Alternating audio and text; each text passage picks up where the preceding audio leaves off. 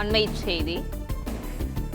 திமுக ஆட்சியில் உண்மையில் தமிழகம் பொருளாதார வளர்ச்சியை அடைந்துள்ளதா என்று எடப்பாடி பழனிசாமி கேள்வி எழுப்பியிருக்கிறார். இரட்டை இலக்க வளர்ச்சி பெற்ற ஒரே மாநிலம் தமிழ்நாடு என பெரிய பெரிய விளம்பரங்களை வெளியிட்டு மாய தோற்றத்தை உருவாக்கும் திமுக அரசு என்று எடப்பாடி பழனிசாமி கடுமையாக விமர்சனம் செய்திருக்கிறார். மேலும் பொருளாதார வளர்ச்சி குறித்த கணிப்பு இறுதியானது அல்ல எனவும் அடுத்தடுத்த கணிப்புகளில் இது மாறலாம் எனவும் அதிமுக பொதுச் செயலாளர் எடப்பாடி பழனிசாமி அறிவித்திருக்கிறார். திமுக அரசுக்கு சாதகமான ஒரு புள்ளி விபரம் வந்தவுடன் 2030 தமிழ்நாடு $1 டிரில்லியன் பொருளாதாரத்தை எட்டிவிடும் என போலியாக பெருமைப்படுகிறார்கள் எனவும் அதிமுக பொதுச் செயலாளர் எடப்பாடி பழனிசாமி அறிவித்துள்ளார். இதுகுறித்தான முழு விவரங்களோடு இணைகிறார் செய்தியாளர் பிரகாஷ். பிரகாஷ், வணக்கம். விவரங்களை பகிரலாம்.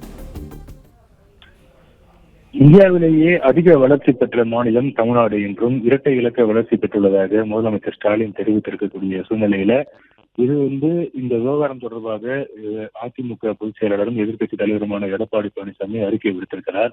முதலமைச்சர் ஸ்டாலின் சொன்ன அந்த வளர்ச்சியையும் இரட்டை இலக்க வளர்ச்சியையும் விமர்சிக்கக்கூடிய வகையில இது ஒரு மாய விளம்பரம் என்பதை சுட்டிக்காட்ட வேண்டியது எதிர்க்கட்சியின் கடமை என்று எடப்பாடி பழனிசாமி தெரிவித்திருக்கிறார். அந்த அறிக்கையில பொருளாதார வளர்ச்சி பற்றிய புள்ளி விவரங்கள் எல்லாமே முதல் முன்கூட்டிய மதிப்பீடு, இரண்டாம் முன்கூட்டிய மதிப்பீடு, தற்காலிக மதிப்பீடு, முதல் திருத்தப்பட்ட மதிப்பீடு, இரண்டாம் திருத்தப்பட்ட மதிப்பீடு, மூன்றாம் திருத்தப்பட்ட மதிப்பீடு என பல்வேறு நிலைகளில் 6 கட்டங்களாக வெளியிடப்பட்டு அதன் பிறகே இறுதி மதிப்பீடு வெளியாகும் எனவும் இந்த புள்ளி விவரம் ஒவ்வொரு காலகட்டத்திலும் மாற்றமடையும் என்பதே உண்மை என்று எடப்பாடி பழனிசாமி சுட்டிக்காட்டியிருக்கிறார்.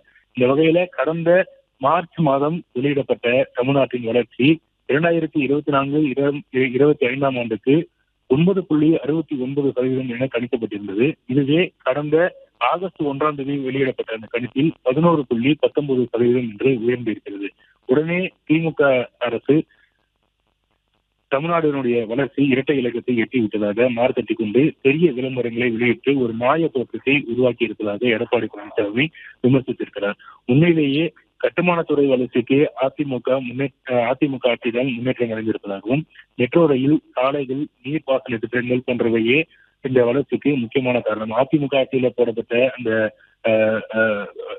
அந்த அடித்தளம் தான் இந்த அளவுக்கு பெரிய வளர்ச்சிக்கு காரணம். திமுக ஆட்சியில எந்த விதமான வளர்ச்சிக்கும் இதுவரைக்கும் எந்த முயற்சியும் எடுக்கப்படவில்லை என்று எடப்பாடி பழனிசாமி சுட்டிக்காட்டியிருக்கிறார். உண்மையில் விவசாயிகள் கண்ணீர் சிந்தி வருவதாகவும் விவசாய விளை பொருட்கள் உரிய விலை இல்லை, கிராமந்தோறும் ஆயிரக்கணக்கான இளைஞர்கள் வேலையின்றி பரிதவிப்பதாகவும் நெசவாளர்கள், மீனவர்கள் மற்றும் யாருமே தற்போது திமுக ஆட்சியில் நிம்மதியாக இல்லை. எனவே தமிழகம் முழுக்க இந்த அரசுக்கு எதிராக ஒரு வெறுப்பு அலை வீசுவதை தற்போது தான் மேற்கொண்டு வரக்கூடிய இந்த சுற்றுப்பயணத்தில் பார்ப்பதாகவும் எடப்பாடி பழனிசாமி விமர்சித்திருக்கிறார்.